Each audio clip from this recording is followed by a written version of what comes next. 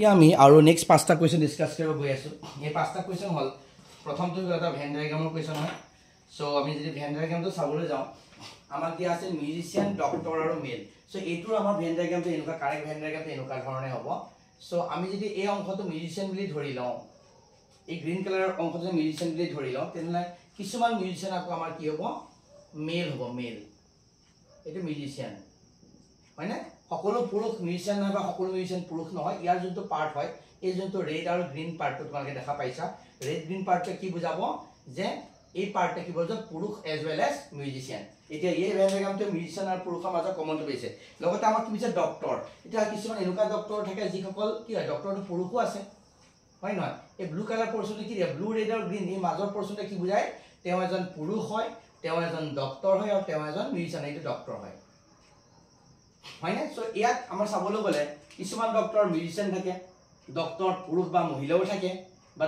মেল musician থাকে গতিকে ইয়াৰ correct van ডায়াগ্ৰামটো কি হ'ব মিউজিশিয়ান ডক্টৰ আৰু মেলৰ কাৰেক্ট ভেন ডায়াগ্ৰামটো এনে ধৰণে হ'ব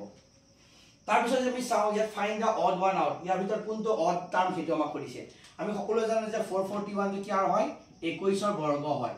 484 টো ইয়াৰ আমাৰ হয় 22 ৰ বৰ্গ হয় এইটো আমাৰ কাৰ হয় 23 ৰ বৰ্গ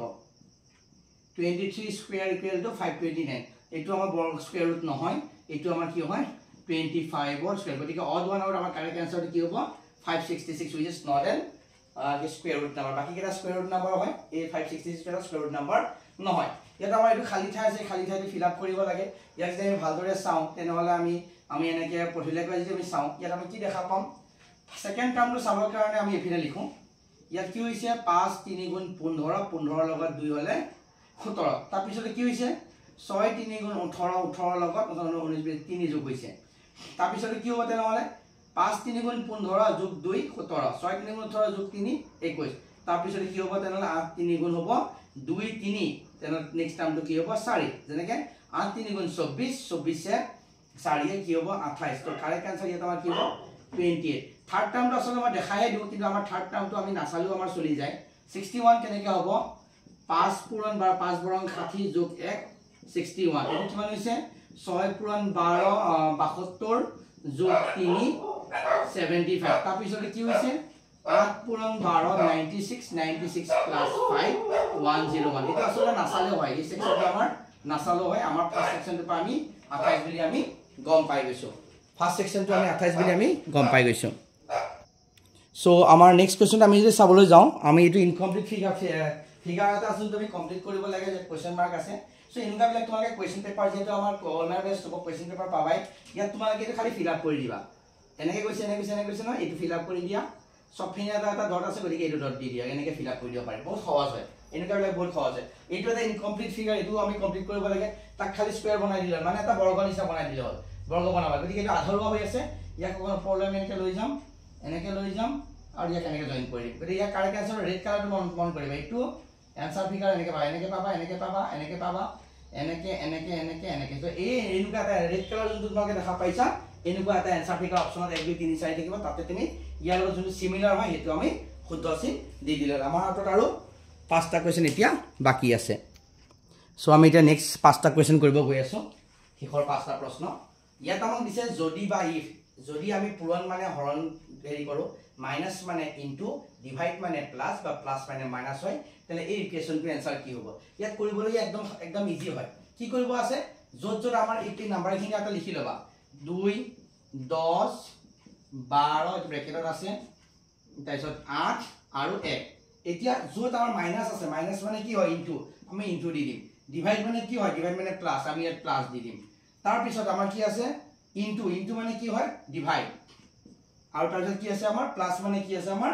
মাইনাস প্লাস মানে কি হয় মাইনাস যেটো আমি বদমাস ফৰ্মুলা জানো ব্ৰেকেটৰ কামটো আগতে কৰিব লাগে গতিকে ব্ৰেকেট কি হয় ফাৰ্স্ট ব্ৰেকেট আছে ব্ৰেকেটৰ কামটো আগতে কৰিম 2 10 গুণ 20 20 12 কিমান 32 ব্ৰেকেটটো আতৰি গল এবাৰ কি আছে ডিভাইডেড বাই 8 -1 32ক যদি 8 হৰণ কৰিম কি আহিব 4 4 পা 1 গলে কি হ'ব কাৰেক্ট আনসাৰটো 3 ইজ দা কাৰেক্ট আনসাৰ আমাৰ 3 আছে নে so option number 1 is the আমাৰ কাৰেক্ট আনসাৰ তাৰ পিছৰটো যদি আমি চাওঁ বেছি সময় নলওঁ মই এই সংখ্যাটো আমাৰ পূৰণ হৈছে 3 4 গুণ 12 এবাৰ পূৰণ হৈছে এবাৰ 3 4 7 এবাৰ পূৰণ হৈছে এবাৰ কি হৈছে যোগ হৈছে 3 4 গুণ 12 3 4 60 কে ধৰণে 6 5 গুণ 30 6 5 11 এবাৰ পূৰণ হৈছে এবাৰ যোগ হৈছে গতিকে এইটো সেম হ'ব প্ৰথমতে এইটো পূৰণ হ'ব ইয়াত লিখিম আমি 9 7 গুণ কি হ'ব 63 9 7 16 গতিকে 63 ইজ দা কাৰেক্ট আনসাৰ তাৰ পিছৰ যদি আমি এইটো আমি চকৰিটো চাওঁ তেনে আমি ভালদৰে দেখা পাম এইবিলাক সব স্কয়াৰ নাম্বাৰ হয় যেনেকৈ 6 6 গুণ 36 যেনেকৈ 3 3 3 গুণ তাৰ সন্মুখত বিপৰীত দিশে যদি নাম্বাৰ হ'ব তেনে কি হয় ইয়াৰ স্কয়াৰ 3 3 গুণ 9 যেনেকৈ 7 7 7 গুণ 49 গতিকে যদি আমাক কোৱেশ্চন মাৰ্ক দিছে ইয়াত সংখ্যা আছে কি 1 1 1 into 1 কি হ'ব আমাৰ আনসাৰটো 1 হ'ব কাৰেক্ট আনসাৰ কি হ'ব 1 হ'ব তাৰ পিছৰটো যদি আমি চাওঁ এইটো আমি মাথা মাৰিব নালাগে বহুতে মাথা মাৰি থাকিব এই কোৱেশ্চন আমি যদি দেখা বহুত ইজি হয় যেনেকৈ 7 into 3 into 1 যদি 370 হয় কোনো পূৰণ হোৱা নাই কিন্তু ইয়াত কি কৰিছে ফাৰ্স্ট সেকেন্ড থাৰ্ড নাম্বাৰ ন সো সেকেন্ড নাম্বাৰ দি আৰম্ভ হৈ পেলাই ফাৰ্স্ট নাম্বাৰ তাৰপিছত আকৌ লাষ্ট নাম্বাৰ গৈছে মানে 371 আকৌ সেকেন্ড নাম্বাৰ দি আৰম্ভ হ'ব ফাৰ্স্ট নাম্বাৰ লৈ 455 ঠিক একেধৰণে 2 ফাৰ্স্ট সেকেন্ড নাম্বাৰ দি আৰম্ভ হ'ব ফাৰ্স্ট নাম্বাৰ লৈ যাব আকৌ লাষ্ট নাম্বাৰ যাব 296 so ইয়াৰ কাৰেক্ট আনসাৰ কি হ'ব 296 is the correct answer second দি আৰম্ভ হৈছে ফাৰ্স্ট লৈ স্পেচত শেষলৈ যাব কোনো পূৰণ হৈ থকা নাই এটা আজি আমাৰ শেষৰ প্ৰশ্ন হৈ গল যদি আপেলৰ হয় কোডিং 50 হয় তেনেহলে অৰেঞ্জৰ কিমান হ'ব তো আপেলটো সাধাৰণতে কি হয় আমাৰ আপেলৰ a2 1 হয় আমি যদি p টো চাও তেনে আমি p টো আমি দেখা পাম কিমান হয় 16 হয় p টো কিমান হয় 16 l টো আমাৰ l হৈ গল আমাৰ তোমাৰ 12 আৰু ই হ'ব তোমাৰ 5 এই সংখ্যাকেইটা যদি আমি প্লাস কৰো তেনে আমি নিশ্চয় কিমান পাম 50 পাম ঠিক আছে ধৰণে অৰেঞ্জৰ কোডটো আমি যদি লেটাৰ সিৰিজত চাবলৈ যাওঁ ও আখৰৰ আমাৰ কোডিং হৈ গল বা ও আখৰৰ কোডিং হৈ গল 15 তাৰপিছত আৰৰ হৈ গল আমাৰ 18 এৰ হৈ গল 1 এনৰ হৈ গল তোমাৰ 14 আমাৰ জি হৈ গল 7 আৰু ই হৈ গল 5 এই সংখ্যাকেইটা যদি আমি যোগ কৰি দিও তেলে আমি কাৰেক্ট আনসাৰটো পাম অলৰেডি কৰি থৈছো কাৰেক্ট আনসাৰটো আমি পাম 60 সো ইয়াৰ আনসাৰ কিমান হ'ব 60 সো আজি আমি 20 টা কোৱেশ্চন আমি 30 মিনিট লৈছিলো কিন্তু ইতিমধ্যে আমাৰ আমি চাবলৈ যে যাও টাইমিংটো তেলে আমাৰ মাত্ৰ 17 মিনিটত আমি শেষ কৰি দিছো 30 মিনিট আমাৰ দৰকাৰ হোৱা নাই সো আশা কৰো এই 20 টা কোৱেশ্চন তোমালোকৰ কাৰণে খুব সহায় কৰিব সো নেক্সট আমি যেতিয়া অহা পৰহিলৈ আমি যেতিয়া আকৌ ক্লাস কৰিম এবাৰ আমি মেথছৰ পেপাৰখন কৰিবলৈ চেষ্টা কৰিম তাৰ পিছত ইংলিছৰ পেপাৰখন কৰিবলৈ চেষ্টা কৰিম খালি এটা কথা মন কৰিবা যে কাট অফ কিন্তু যেনেকৈ এডিআইত আমি ভাবা নাছিলো যে ইমান হাই যাব গতিকে আসাম পুলিচ এবিইউবি টো বহুত হাই কাট অফ যাব পাৰে গতিকে খুব কষ্ট কৰে এইকেইদিন লাষ্ট কেইদিনমান আছে খুব ভালদৰে পঢ়া নতুন বস্তু নপঢ়িবা ৰিভিজন কৰা যিখিনি পঢ়িছা তাক দুবাৰ তিনিবাৰ ৰিভিজন কৰা ফ্লেশ কৰা আৰু গতিকে মক টেষ্ট দিবা কিন্তু ঠিক আছে বুজি পাইছানে মক টেষ্ট দিবা মক টেষ্ট দিলে তোমালোকৰ কিন্তু তোমালোকৰ নিজৰ খাতি নাতিনি যিবিলাক থাকি গল সেইখিনি তোমালোকৰ ভাল হৈ যাব গতিকে আশা কৰো তোমালোকৰ আজি পেপাৰখন খুব সহায় কৰিব শুভৰাত্ৰি জয় হিন্দ